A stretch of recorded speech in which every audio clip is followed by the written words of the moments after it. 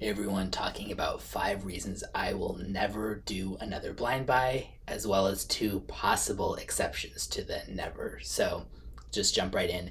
First, not telling everybody else you should or shouldn't do blind buys, although obviously my opinion is that they're not necessarily always a good thing. If they work for you, awesome. But I see this normalized so much in the fragrance community that I also want to encourage if anybody doesn't really feel like they want to, don't do it. But again, if it works for you, great. These are my 5 reasons why it doesn't and hasn't worked for me. One, harder to know my real opinion on it. Somebody I know had described this as having like bottle Stockholm syndrome almost. So obviously, you're feeling optimistic if you blind bought something to begin with. You're likely thinking, yes, I'm going to like it, or at least like a fairly good chance. So that can often play into it when you then get it and smell it. You're going into it so optimistic and like assuming that about it that it's a lot harder, at least for me, to face like, oh no, like, or often I would like it, but then I convince myself I like it more than I even do. Like, oh yeah, this is great. Like, okay, yeah, like as long as it doesn't suck, then it seems like, oh cool, like that's a successful blind buy. But if I had smelled that same thing as a sample, so much of the time I would have thought like, okay, yeah, this is fine, but it's not for me. Like, of course, I wouldn't want a bottle of it or whatever. But it's just, yeah, you can trick yourself pretty easily, or at least I can, when you get that bottle and go into it too optimistically like that. Two, even if you just think, oh, well, I'll just sell it if I don't like it. First of all, you're not likely going to get the full amount of the money back. Second, even if I was guaranteed to get that money back, it's a hassle to sell bottles. I sell so many decants. I buy a lot of decants, sample them, and sell them, and do all kinds of stuff with that. But with bottles, that's taking up more space, and then you have to. There's always so much doubt from people about whether it's legit. Unfortunately, so many people are shady. But even if you know, okay, this is the real one, I'm not trying to screw anyone over. They don't know that. The buyers don't know that, so it can take a while to move when it's on, Mercari, eBay, even like fragrance subreddits and places like that. So yeah, you have that hassle. Then you have to go to the post office, and you can't just like drop a little thing with some small decants or samples in it or whatever if you were reselling those. So yeah, hassle to sell it. Three, takes up space. I definitely made some major improvements when my wife and I read that like Marie Kondo book, and tried to get rid of a lot of stuff and like only keep stuff that we actually want to keep and actively like having and use. And yeah, it could easily get, I mean, you've all seen the collections that some people have with like hundreds and hundreds of bottles. And again, if you have the space for that and that works for you, awesome. But many of us, I probably do not. I know that I don't have space to be, getting hundreds and hundreds without getting rid of a lot of shit that I don't want to get rid of. And yeah, that's just taking it back to the streets. It would just stress me out to have all these extra things in that I'm not even using regularly. Like, I like to really love the things that I have, and blind buying and ending up with something that I just kind of that I like, or like that whatever, it's just extra space taking up that I do not want.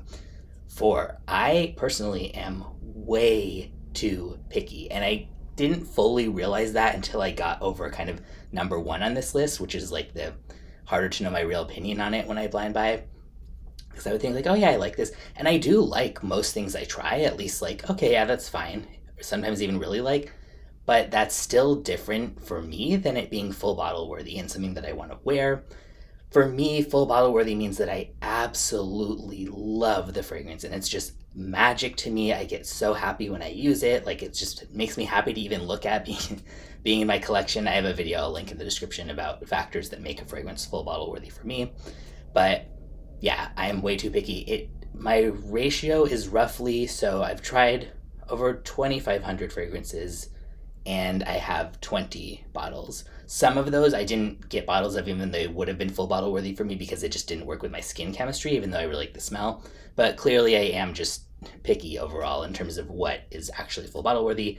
I'm not going to spend money to buy a bottle that has less than 1 in 100 chance that it would be something that I actually want to own a bottle of. That's just me. Maybe you're not that picky, but I do think that probably a lot of people are somewhat picky as well. And kind of last, and this is just the biggest reason for me, I don't think there's any reason to if there are samples available. So, which is the case with, the majority of stuff these days, especially for niche stuff. That's often on sites that like specifically always sell samples of everything they sell. But even designers, those always end up hitting decant sites. And most indie stuff sells samples as well. So If I can get a sample of something for $2, $5, whatever, yeah, I would definitely rather buy that and just get to try it out. Because if the mindset is like, oh, well, what if I don't like it and then I wasted money on a sample? I mean, you would have spent a lot more on a bottle. So that doesn't really add up. And yeah, also, you can still like resell the samples. There's a big market for that on Reddit and stuff, and you can be honest, like, I tested this once or however many times you tested it and stuff, and tell people the level of use that is or not. And you can absolutely still get some money back for those too. But yeah, even if a sample costs $15, like say it's like some really high end or like a Clive Christian fragrance or something like that. Again, still better to spend 15 and be out 15 if you don't like it than to spend 600 plus. And yeah, I mean, maybe I don't know if people, whoever's watching this sees this a lot, but it is very common for people to buy like literally, close to $1,000 fragrances. And to me, yeah, it's not just about the money. Even if I don't want to say if I was Jeff Bezos, I don't want to be a billionaire. That's too much money for anyone to have. But yeah, like if it was just no object at all, that has nothing to do with it for me. In this case, it's not even at all about the money in terms of the aspect of just like, okay, just financial stuff in general. I guess like if I can just spend less, get a sample, then try it. And yeah, there's never a time when I'm ever going to do a blind buy when there is a sample available. And so here are two times when I do think the exceptions are warranted for my outlook on this. One, if it's a cheapie, I messed up with this outlook when I first started buying stuff. I used to do a lot of blind buys of cheapies because I was like, well, I'm not going to spend more than $50 on a blind buy because what if I don't like it?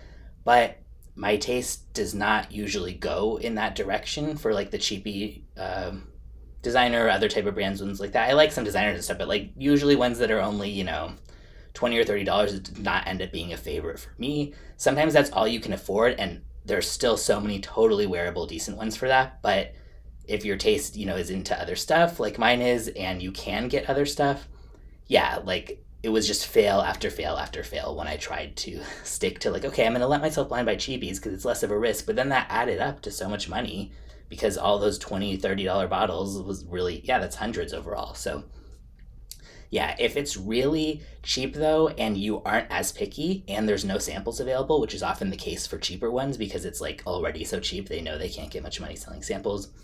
Yeah, I could see that being warranted, especially, yeah, again, if you're not that picky and you tend to kind of really like stuff, totally makes sense to drop $20 or $30 on a bottle for a blind buy in that situation. Two, if it's by a fragrance house that I consistently love and there is no way humanly possible to get a sample, I would have to consider a blind buy in that scenario. Like, say, Zoologist. It's not that all of their fragrances are full bottle worthy for me, far from it, but I always really, really like trying them, and I would have a very hard time knowing there was a new Zoologist fragrance out and not smelling it. But at the same time, for stuff like that, even if there wasn't a sample right away, there would be most of the time, and it would come out, even within a month, like on sample sites and stuff like that. So with a little bit of patience, worth the wait. Sometimes, at least again for how I feel about this.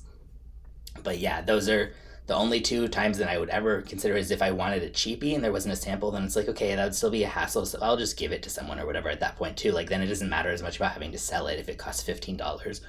And yeah, if there's just no possible way to get a sample of it, and it's something that I say that by fragrance house instead of notes intentionally, because when I first started getting into fragrance, I thought like I would look at the notes for things and think, oh, people are so snobby. Who cares if it's more expensive, or that doesn't mean it's higher quality, which is technically true, but it usually is at least a bit higher quality with pricier fragrances. But I would always think it's just about the notes. Like, if I like X, Y, or Z notes, that's what I care about, not who did it or like where. But notes can smell so different depending on how they're done by the perfumer or the fragrance house, where they're sourced from, all that kind of stuff. For example, like vetiver can smell so dry or it can smell so oily. Like there's just so many popular notes that you would not even recognize that they're the same note if you just held them up to a random person or whatever. So yeah, fragrance house to me is more consistency about, okay, I like the way that they typically do these type of notes or the way they blend things. But yeah, enough of my yammering on about this. Again, if blind buys work for you, awesome. I'm jealous because it would be cool to just not be so picky and to be able to kind of not have to wait for samples sometimes. But I don't think that you should ever feel pressured to do a blind buy just because it's normalized in the fragrance community. It maybe works for some people, but for every person I see saying they had a success with it, I see 10 comments on Fragrantica saying, I really regret blind buying this, about usually really expensive stuff too. So again, cool, do you if it works for you, but don't feel pressured to if you don't want to. And I'm going to do a video soon of great places to buy samples in decants, because 90% or more of the time, probably for what you're looking for, you can get a sample of it.